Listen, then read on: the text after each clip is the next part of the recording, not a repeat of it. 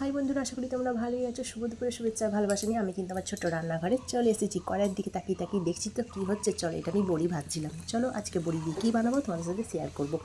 কড়াইটা তো গ্যাসের উপরে চাপিয়ে দিয়েছি, কড়াই তেতে গেছে, এর মধ্যে পরিমাণ মতন সর্ষের তেল দিয়েছি। বেশ কয়েক কটা বড়ি কিন্তু আমি কড়াইয়ের মধ্যে দিয়ে গ্যাসটা কমিয়ে দিয়েছি।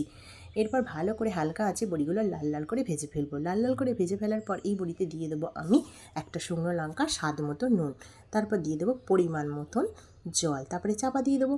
এদিকে আমি কিন্তু কাঁচা পোস্তটা কাঁচা লঙ্কা দিয়ে মিটিয়ে রেখেছিলাম। ভালো কথা, বড়িতে এবার ফুলে ফেপে ঢোল হয়ে গেছে, কারণ বড়ি প্রচণ্ড পরিমাণে ফুটে সিদ্ধ হয়ে গেছে। সিদ্ধ হয়ে যাওয়ার বড়ির মধ্যে এবার পোস্তটা আমি ঢেলে দেবো। তারপর কিন্তু জল এতটুকু থাকবে না, একদম মাখা মাখা বড়ি পোস্তটা আমি বানিয়ে ফেলবো। আমার কিন্তু বড়ি পোস্ত রেডি। চলো এবার ঢেলে নিই। কাঁচা সর্ষের তেলে একটু পোস্তর অথবা ছিটবো না, কাঁচা সর্ষের তেল তো একটু দিয়ে দিলাম। এরপর বড়ি পোস্ত আমার একদম রেডি। এবার চলো দুপুরে খাওয়ার মজাটাই আলাদা, বড়ি পোস্ত দিয়ে গরম গরম ভাত। আজ এই পর্যন্ত থাক বন্ধুরা, ভালো থেকো, টাটা।